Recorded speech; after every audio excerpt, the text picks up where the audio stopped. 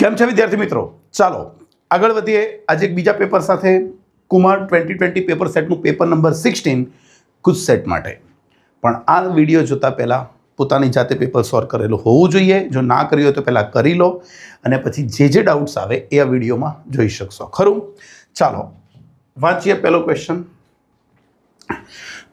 1 millimetre બાજુવાળા સમઘન મેં લંબાઈ આપી છે. સમઘનની કેટલી છે? 1 મિલીમીટર 10⁻6 મીટર. અરે બાળકો 10⁻3 મીટર. ઓકે, વિદ્યુતભાર કેટલો આપ્યો છે? Q બરાબર 10 × 10⁻6 કુલમ્બ. આપણે એની વિદ્યુતભારની રેખીય ઘનતા ગણવાની છે. અહીંયા કુલમ્બ પર મીટર ક્યુબ આવશે અથવા -3 ઘાત આવશે. તો વિદ્યુતભારની રેખીય ઘનતા બરાબર Q/V કદ થશે. તો Q/V એટલે કોણ? LQ. Q એટલે 10 × 10⁻6 અને LQ એટલે 10⁻3 નો ઘન. 10 × 10⁻9 અને ઉપર જશે એટલે 3 10⁴ ઘાત આવી જાય. 2.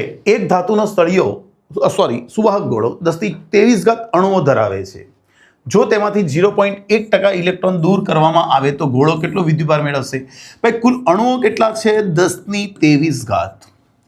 એમાંથી તમે દૂર કરવાના છો આટલા ઇલેક્ટ્રોન 0.1%. એનો મતલબ શું કે જેટલા પરમાણુઓ છે એ દરેક પૈકી 0.1%માંથી જેટલા અણુઓ છે એ પૈકી 0.1%માંથી એક ઇલેક્ટ્રોન જશે.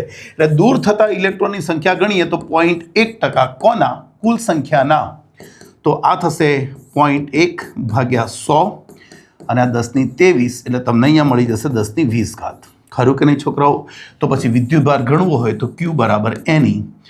N તરીકે 10⁻20 અને E તરીકે 1.6 × 10⁻19.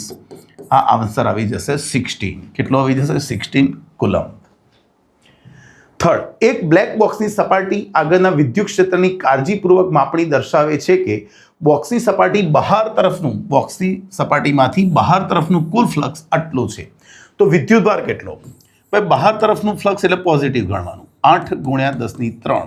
પણ ગાઉસનો નિયમ તો કહે છે કે ભાઈ ફ્લક્સ એટલે ઘેરાતો વિદ્યુતભાર ભાગ્યા ε0. તો વિદ્યુતભાર બરાબર ફ્લક્સ × ε0. ફ્લક્સ 8 × 10⁻3 અને ε0 8.85 × 10⁻12. ખરું કે નહીં? 88 64 એટલે આ લગભગ 71. આ વાળો જવાબ કદાચ આવવો જોઈએ. કેલ્ક્યુલેટરથી કરી લેવાનું. -9 છે. હું આને લખું તો 0.071 × 10⁻6 0.071 માઇક્રો કુલમ. ખરું? 88 64 અને 88 64માં બીજા 64 ને 4 70 એટલે લગભગ 71 વાળો આવશે. ખરું? 7. જે દિશામાં અંતર સાથે સ્થિતિમાનમાં ખાલી જગ્યા હોય તે દિશામાં વિદ્યુત ક્ષેત્ર હોય. ઓહ અરે યાર બેકાર MCQ છે. વિદ્યુત ક્ષેત્ર જે દિશામાં હોય, અહીંનું સ્થિતિમાન V1, આ બાજુ જાઓ તો વિદ્યુત સ્થિતિમાન V2. જો D અંતર કાપશો વિદ્યુત ક્ષેત્રની દિશામાં તો વિદ્યુત સ્થિતિમાનમાં ઘટાડો થાય. યાદ રાખો, વિદ્યુત ક્ષેત્રની દિશામાં જાઓ તો સ્થિતિમાનમાં ઘટાડો થાય. હવે કેવો ઘટાડો થાય? ઝડપી કે ધીમો? તો વિદ્યુત ક્ષેત્ર ઉપર આધાર રાખે. એટલે અહીંયા શું આવે કે ઘટાડો થાય ખરો, પણ ઘટાડો વધારે ઝડપી હોય, ઘટાડો ધીમેથી થતો હોય. અરે ભાઈ એવું ના હોય. આ બંને MCQ હું તો નહીં યોગ્ય કહેતો. આપણે આવું લખવાનું કે ભાઈ ઘટાડો થતો હોય તે દિશામાં વિદ્યુત ક્ષેત્ર હોય. હા કે ના? 5. વિદ્યુત સ્થિતિમાનનું પારિમાણિક સૂત્ર. ભાઈ વિદ્યુત સ્થિતિમાન એટલે કરવું પડતું કાર્ય પ્રતિ એકમ વિદ્યુતભાર. એકમ થાય જૂલ પ્રતિ કુલમ. તો પારિમાણિક સૂત્ર M1L2 T-2/T1A1. આ થશે M1L2 T-3A-1. ક્યાં છે આવો જવાબ? તો એ દેખાય છે ડીમાં. સહી. 6. 600 માઇક્રોફેરાડ કેપેસિટન્સ ધરાવતા એક કેપેસિટરને 50 માઇક્રોકુલમથી ચાર્જ કરવામાં આવે છે. તો તેનું સ્થિતિમાન 10 વોલ્ટ થવા માટે લાગતો સમય. અહીંયા આ ધ્યાન રાખો, વિદ્યુત ભારણનો દર એટલે કે ચાર્જિંગ કરવાનો દર શું છે? 50 માઇક્રોકુલમ પ્રતિ સેકન્ડ. એનો મતલબ કે દર સેકન્ડે 50 માઇક્રોકુલમ વિદ્યુતભાર એના ઉપર નાખીએ છીએ. તો ટી સમયમાં કેટલો વિદ્યુતભાર ગયો હશે? Q બરાબર 50 માઇક્રોકુલમ પર સેકન્ડ ગુણ્યા ટી, આટલો વિદ્યુતભાર આપણે એના ઉપર નાખવાના છીએ, ખરું, ટી સમયમાં. અને આના કારણે એનો વોલ્ટેજ થવો જોઈએ 10 વોલ્ટ, V બરાબર 10 વોલ્ટ. C કેટલું છે? 600 માઇક્રોફેરાડ. ઓકે, તો સૂત્ર મૂકી દઈએ, Q બરાબર CV. 50 માઇક્રો એટલે 10⁻6 ઇન્ટુ ટી.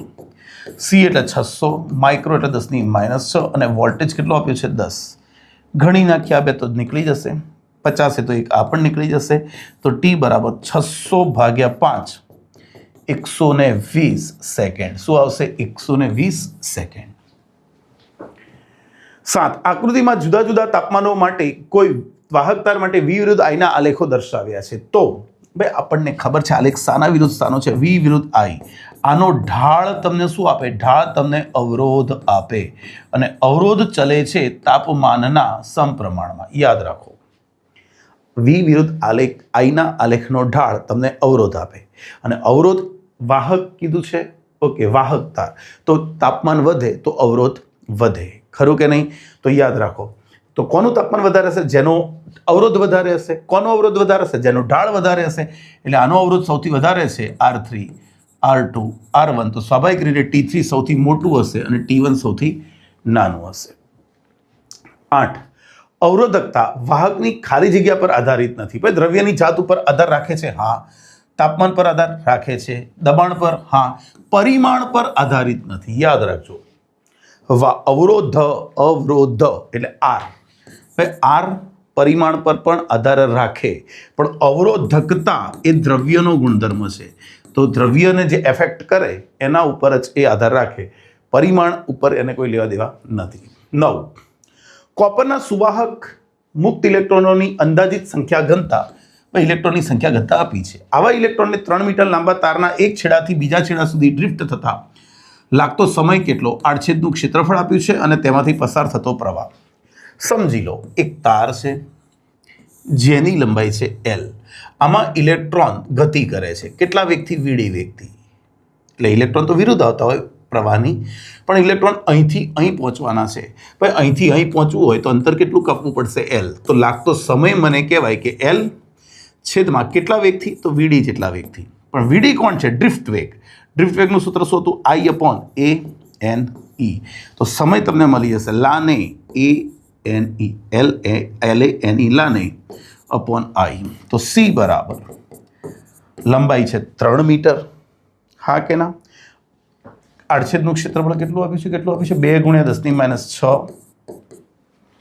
સંખ્યા ઘનતા આપી છે 8.5 × 1028 ગુણ્યા E. વિદ્યુતભાર આપણને ખબર છે ઇલેક્ટ્રોનનો 1.6 × 10⁻19 અને પ્રવાહ 3. આને કેન્સલ કરી નાખીએ. ચાલો, શું થશે? આ થશે તમારું 17 × 16. એટલે આનો જવાબ આવવો જોઈએ, કેલ્ક્યુલેટર મારી પાસે હાલ પૂરતું નથી, આપણે મોબાઈલનું કેલ્ક્યુલેટર વાપરી લઈએ, ખરું કે નહીં? ચાલો છોકરાઓ, મારી પાસે કેલ્ક્યુલેટર હાલ પૂરતું નથી, તો અહીંયા કેટલું છે? 17 × 1.6, 27.2 આવ્યું. 27.2 ગુણ્યા 10⁻3. એટલે આને ઓકે, આ જવાબ આપ્યો છે. અરે ઇન્વર્સ કઈથી આવે? બહુ ભૂલો છે જ, અહીં સેકન્ડ આવે, આટલો સમય લાગશે, ખરું? નેક્સ્ટ 10. I વિદ્યુત પ્રવાહ ધારિત R ત્રિજ્યાની વર્તુળાકાર લૂપને બી ચુંબકીય ક્ષેત્રમાં ક્ષેત્રને લંબ રૂપે મૂકવામાં આવે છે. તો તેના પર લાગતું ચુંબકીય બળ, યાદ રાખો ભાઈ, સમાન ચુંબકીય ક્ષેત્ર હોય ને તો તમે ગમે તે રીતે મૂકો, એના ઉપર લાગતું ચુંબકીય બળ તો શૂન્ય જ હોય. 11. સ્થિર રહેલ વિદ્યુતભારિત કણ વિદ્યુત ચુંબકીય બળ અનુભવે છે. તો સમજો F બરાબર Q ઇન્ટુ વિદ્યુત ચુંબકીય બળ, તો V × B. હવે એના ઉપર વિદ્યુત બળ આ શૂન્ય નથી ભાઈ, આ બળ શૂન્ય થતું નથી, નોટ ઇક્વલ ટુ 0. તો એના ઉપરથી શું અંદાજો લઈ શકાય કે ભાઈ વિદ્યુત બળ લાગે છે તો પછી વિદ્યુત ક્ષેત્ર તો શૂન્ય નહીં જ હોય, ખરું? વેગ શૂન્ય છે એટલે ચુંબકીય ક્ષેત્ર શૂન્ય હોય કે ના હોય કોઈ ફરક પડવાનો નથી. તો તમારે કહેવાય કે E0 નથી. હા, B0 હોય પણ ખરો, ના પણ હોય, પણ વેગ 0 છે એટલે આ બળ તો 0 થઈ જવાનું છે ખરું. એટલે આ પણ એપ્રોપ્રાઇટ કેવો હોય તો આ થોડુંક સેટ કરીશું, બરાબર છે. નેક્સ્ટ, 1 સેકન્ડમાં હિલિયમનો ન્યુક્લિયસ 0.8 મીટર ત્રિજ્યાના વર્તુળાકાર પથ પર એક પરિભ્રમણ પૂરું કરે છે તો વર્તુળના કેન્દ્ર પર ચુંબકીય ક્ષેત્ર. જ્યારે કોઈ કણ ચુંબકીય ક્ષેત્ર કોઈ વર્તુળાકાર પથ ઉપર ફરતો હોય તો એના કારણે રચાતો પ્રવાહ કેટલો? FE, જ્યાં F એટલે આવૃત્તિ, ખરું કે નહીં. હવે 1 સેકન્ડમાં એક પરિભ્રમણ પૂરું કરે એટલે આવૃત્તિ કેટલી કહેવાય? 1 હર્ટ્ઝ કહેવાય. અને વિદ્યુતભાર, હિલિયમ શબ્દ વાપર્યો છે એટલે અહીંયા વિદ્યુતભાર તરીકે મારે E ના લેવાય, મારે 2E લેવું પડે. કેટલું લેવું પડે? 2E. તો આ પ્રવાહ થઈ ગયો અને એના કારણે કેન્દ્ર ઉપર ચુંબકીય ક્ષેત્ર μ0NI/2R. μ0 ને μ0 જ રાખવાનું છે, આન્સર બી જોઈ લેવાના. આંટો કશું નથી કીધું એટલે 1 લઈ લેવાનો. અને પ્રવાહ આવૃત્તિ ઇન્ટુ 2E/2 ઇન્ટુ ત્રિજ્યા કેટલી છે? 0.8. તો μ0 આવૃત્તિ 1 ગુણ્યા 2 ગુણ્યા 1.6 ગુણ્યા 10⁻19 ભાગ્યા 1.6. તો આ બે ગયા. શું આવશે? 2 ગુણ્યા 10⁻19 ઘાત μ0. 13. આકૃતિમાં દર્શાવ્યા પ્રમાણે m જેટલી ચાકમાત્રા ધરાવતા 3 સમાન ચુંબકોને સમબાજુ ત્રિકોણ રચે છે તેમ ગોઠવતા કુલ ચાકમાત્રા. એક વસ્તુ ક્લિયર કરી લઈએ. જુઓ, આની ડાયપોલ મોમેન્ટ આમ હશે, S ધ્રુવથી N ધ્રુવ તરફ. આની ડાયપોલ મોમેન્ટ આમ હશે, N ધ્રુવથી S ધ્રુવ તરફ. હવે આ બંનેની અને આની ડાયપોલ મોમેન્ટ આમ હશે, S થી N. ખરું? આને 1 નંબર આપો, અને 2 નંબર આપો, અને 3 નંબર. હવે આ બંનેની ડાયપોલ મોમેન્ટ સમબાજુ ત્રિકોણ બનાવે એટલે ખૂણો કેટલા ડિગ્રી હશે? આ ખૂણો હશે 60 ડિગ્રી.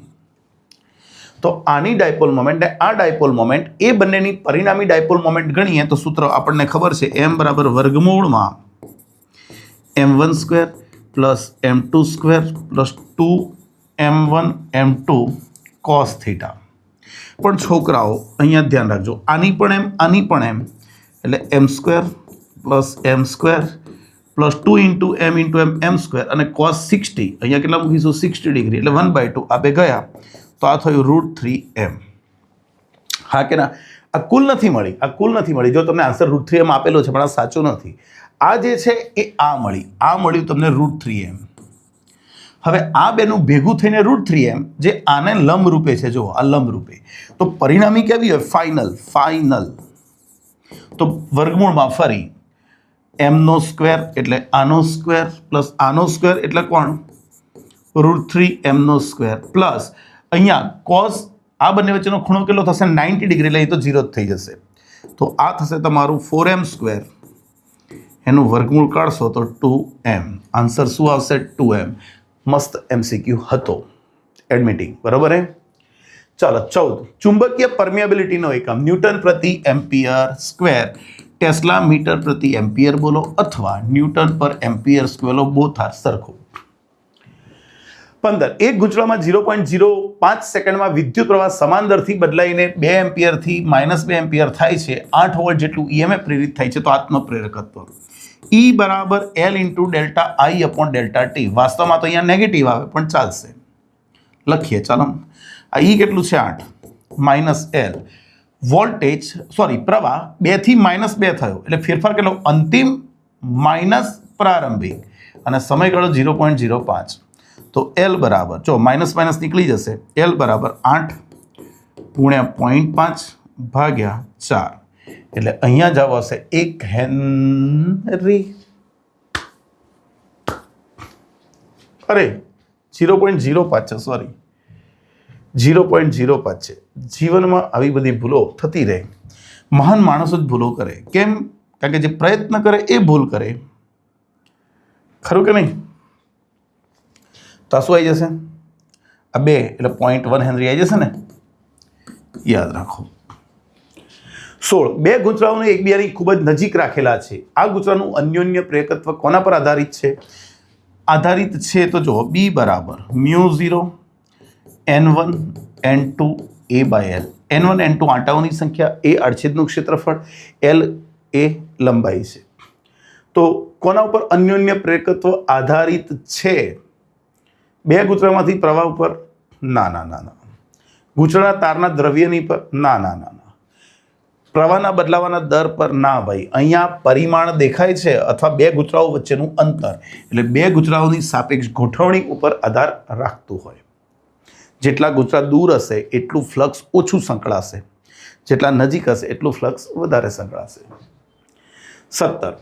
40 હેનરી પ્રેરકત્વ વાળા ગૂંચળા અને 8 ઓહ્મના અવરોધના શ્રેણી જોડાણને 2 વોલ્ટની બેટરી સાથે જોડતા સમય અચળાંક. જો અહીંયા આત્મપ્રેરકત્વ આપ્યું છે અને અહીંયા ઓહ્મ આપ્યું, 8 ઓહ્મ અવરોધ આપ્યો છે. એલ તમે સમજી લો 40 ઓહ્મ અને અવરોધ આર આપ્યો છે 8 ઓહ્મ. હવે અહીંયા સમય અચળાંકમાં કેટલાક છોકરા ગૂંચવાય છે, હું તમને ચોખવટ કરી લઉં. જુઓ, આર બરાબર અવરોધ કહેવાય, આ પણ અવરોધ જ કહેવાય અને આ પણ અવરોધ જ કહેવાય. હું સરખા નથી કહેતો, એના એકમો સરખા છે. તો તમે ઓમેગાને કરતા બનાવો તો ઓમેગા શું થશે કહો તો મને? ઓમેગા શું થશે? અહીંયાથી આર બાય એલ, અહીંયાથી ઓમેગા શું થશે? આ બેને સરખાવશો તો ઓમેગા બરાબર 1/RC. હવે સમય અચળાંક જે છે ને, સમય અચળાંક ટાઉ એ 1/ઓમેગા લઈ લેવાનો. ઓકે, તો ટાઉ ઇઝ ઇક્વલ ટુ આનો વ્યસ્ત ઓમેગા એટલે શું થશે? આર બાય એલ, ખરું ને? R by L, L by R. R by L omega છે, તેનો વ્યસ્ત થશે. અને અહીંયા કહીએ તો 1/RC નો વ્યસ્ત એટલે RC થઈ જશે. અહીંયા એલ છે, આર છે, તો સમય અચળાંક શું થશે? L by R. 40/8 એટલે કેટલો આવ્યો? 5 સેકન્ડ. કેટલો આવશે? 5 સેકન્ડ.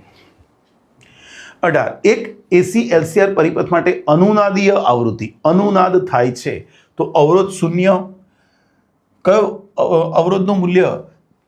જે વિકલ્પ ખોટો છે એ પસંદ કરવાનો છે. તો અવરોધનું મૂલ્ય શૂન્ય? ના ભાઈ, અવરોધ તો કંઈક તો રહેશે, એટલે આ જ ખોટું આવી ગયું. એલ અને સી ને લીધે મળતા રિએક્ટન્સનું મૂલ્ય સમાન હશે. સાચી વસ્તુ છે. અનુનાદ થાય ત્યારે XL બરાબર XC થાય. એલ ને લીધે કળા તફાવત બરાબર સી ને લીધે કળા તફાવતનું વિરોધ. એ તો ઓલરેડી કોઈ બી પરિપથ હોય એ તો સરખું જ હશે. ઇમ્પિડન્સમાં માત્ર વાસ્તવિક ભાગ ધરાવશે. આ ધ્યાન રાખજો. જૂના જમાનામાં જે કેપિટલ આર છે એ વાસ્તવિક અવરોધ ગણાતો હતો અને ઇન્ડક્ટર અને કેપેસિટરનો જે અવરોધ છે એને કાલ્પનિક અવરોધ કહેતા હતા.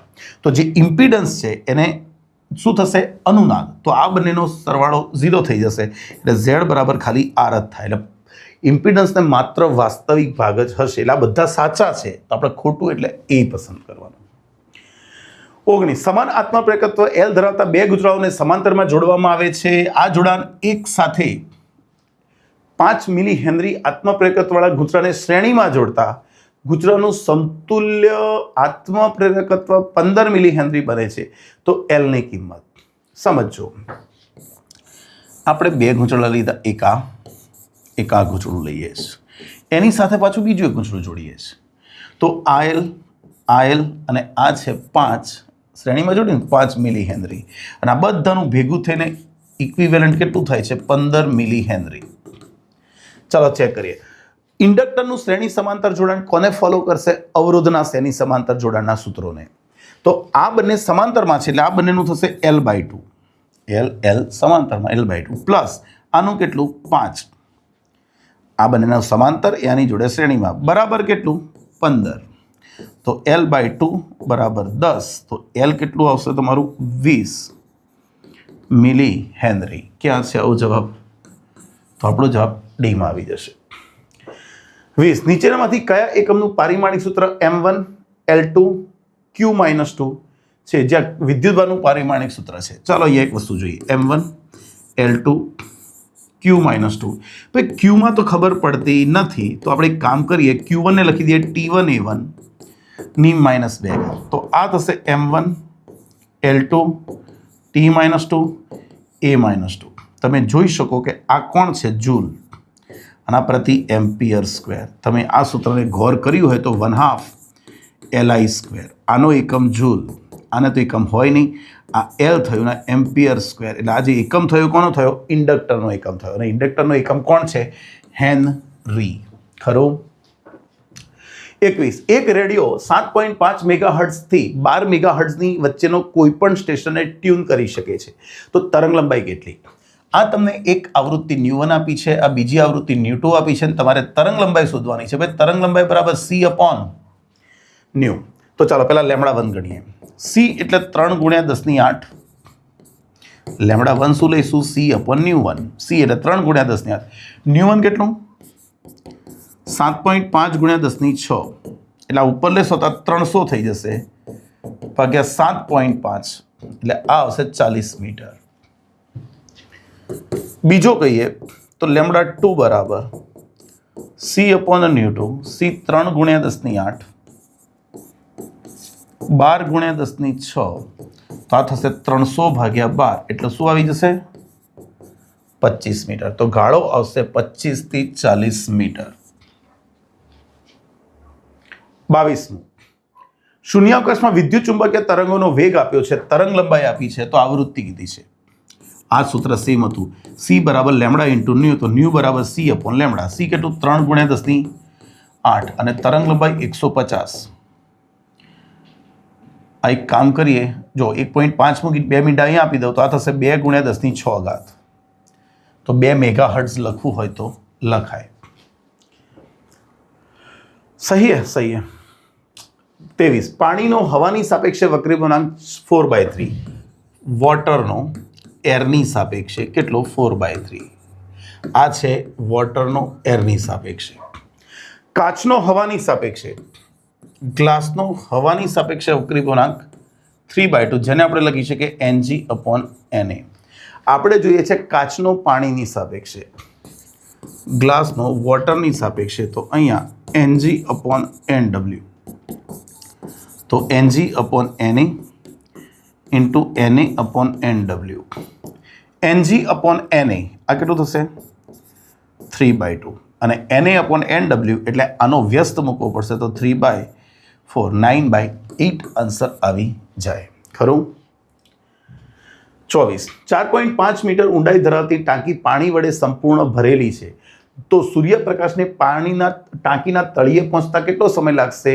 ઓકે, હું તો એક જ સૂત્ર જાણું કે માધ્યમમાં જશે તો એનો વેગ બદલાઈ જશે, અને વેગ એટલે શું સૂત્ર? c/n. એને અંતર કેટલું કાપવાનું છે? 4.5. અહીંયા ટાંકી અહીં સુધી ભરેલી છે, આ તો અહીં પહોંચવું હોય તો આ અંતર કેટલું કાપવાનું છે? 4.5 મીટર. લંબરૂપ આપાત થાય છે એવું માની લો.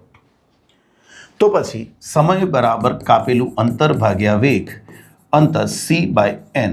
અંતર d કેટલું લેવાનું? 4.5. વક્રી પૂર્ણાંક કેટલો? 4/3, અને c કેટલું? 3 ગુણ્યા 10 ની 8. 4 પોઈન્ટ આ શું થાય? 3 3 આ કેટલું થશે છોકરાઓ? 18 થશે ને? 18 ભાગ્યા 9 ગુણ્યા 10 ની -8. 4 ચોક 16 ને 2 ગણી નાખો યાર, બરોબર છે? એટલે 2 ગુણ્યા 10 ની આટલું થાય, એટલે 2 ગુણ્યા 10 ની -8. પણ નહીં ચાલે, અહીંયા નેનો સેકન્ડ પૂછ્યું છે, એટલે તમારે આને 20 ગુણ્યા 10 ની -9 ઘાત કરવી પડે, તો 20 નાનો સેકન્ડ એવો જવાબ આવે. 25 પ્રકાશનું કિરણ પ્રકાશીય પાતળા માધ્યમમાંથી પ્રકાશીય ઘટ્ટ માધ્યમમાં દાખલ થાય ત્યારે તેનો વેગ શું બદલવાથી બદલાય? તો યાદ રાખવાનું એની તરંગ લંબાઈ. v બરાબર લેમડા ઇન્ટુ ન્યુ. એક માધ્યમમાંથી બીજા માધ્યમમાં જાય તો આવૃત્તિ બદલાતી નથી, તો v ચલે છે લેમડા.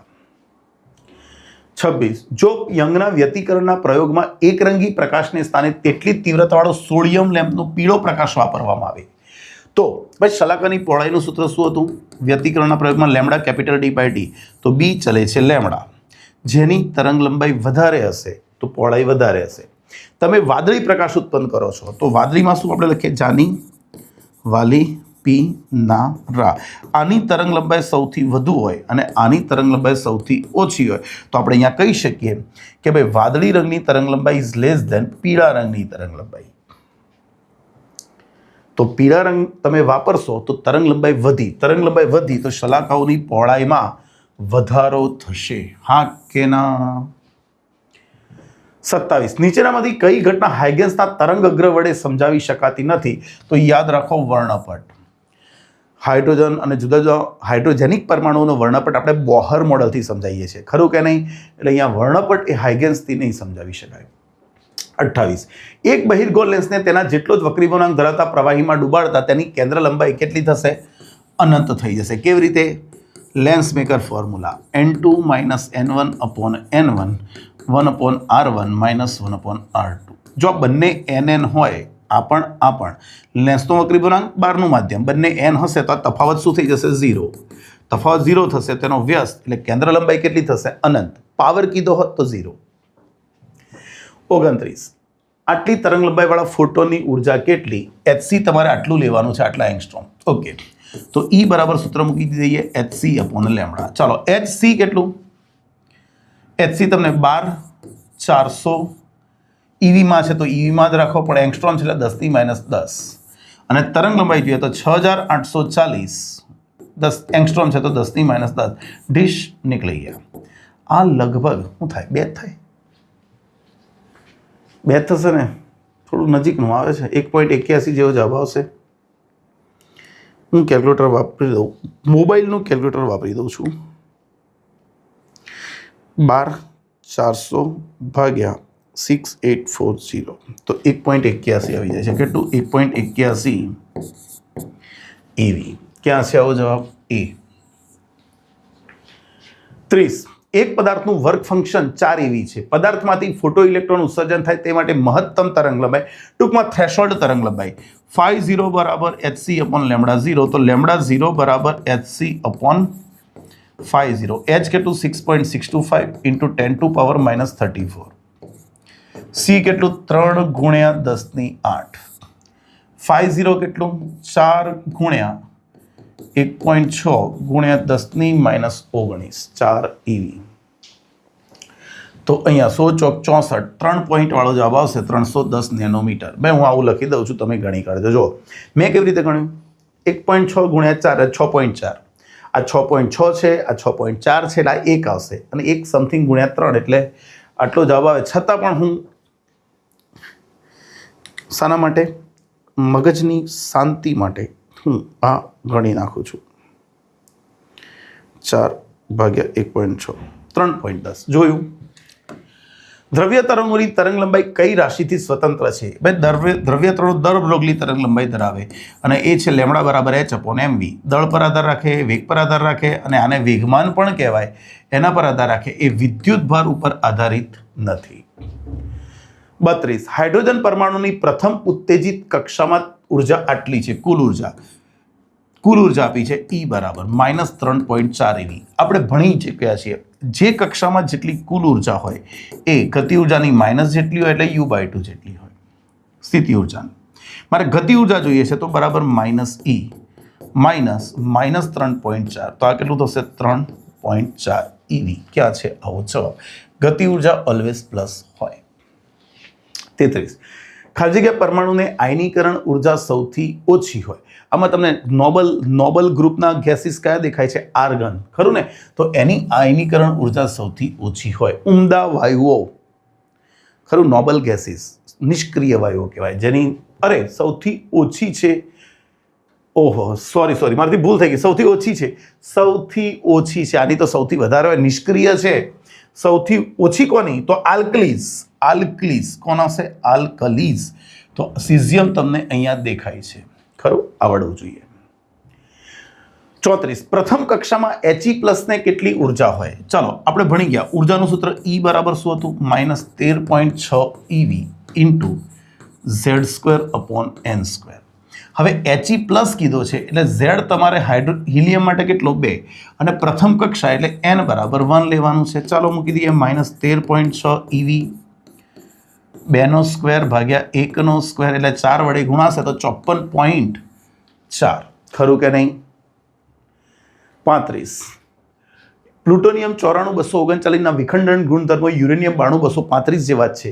તો વિખંડન દીઠ વિમુક્ત થતી ઉર્જા આટલી છે. એક વિખંડન દીઠ જો તમારે 1 કિલોગ્રામ પ્લુટોનિયમ 239નું વિખંડન કરવું હોય તો કેટલા મેગા EV ઉર્જા ઉત્પન્ન થાય? આ તો ટેક્સ્ટ બુકનો છે, કેટલી વાર ગણાયો મેં. એક વિખંડન દીઠ ઉર્જા કેટલી છે? 180 મેગા EV. આપણે કરવાનું છે 1 kgનું વિખંડન.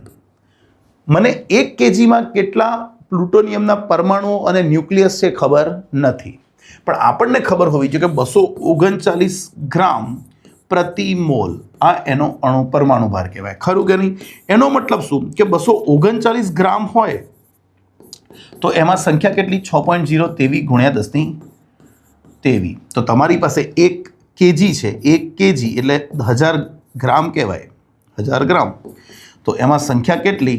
તો આનો ગુણાકાર 6.023 ગુણ્યા 1023 ગુણ્યા 1000 એટલે 10³ લખી દઉં છું, છેદમાં 239. આ તમને 1 કિલોગ્રામમાં રહેલા પ્લુટોનિયમના ન્યુક્લિયસોની સંખ્યા મળી ગઈ. હવે એક વિખંડન થાય તો 180 મેગા EV. તો કુલ ઉર્જા ગણવી હોય તો કુલ સંખ્યાને ગુણ્યા 180 મેગા EV. સંખ્યા કેટલી છે? 6.023 ગુણ્યા 1026 લખી નાખું છું અહીંયા.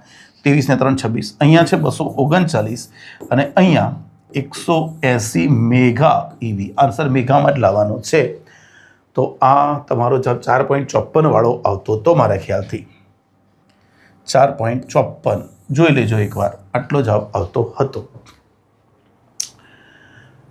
36. ન્યુક્લિયર સંલયન પ્રક્રિયા કોના વચ્ચે શક્ય છે? ભાઈ સંલયન એટલે જોડાવું. અતિ હલકા ન્યુક્લિયસો પણ જે અસ્થાયી છે, એમની ન્યુક્લિયોટાઇડ બંધન ઉર્જા ઓછી છે, એકબીજા સાથે જોડાઈ અને વચગાળાના ન્યુક્લિયસો બનવાની કોશિશ કરે, એટલા માટે હલકા ન્યુક્લિયસો જોડાશે. તો ફક્ત હલકા ન્યુક્લિયસો વચ્ચે જ શક્ય છે ન્યુક્લિયર સંલયન.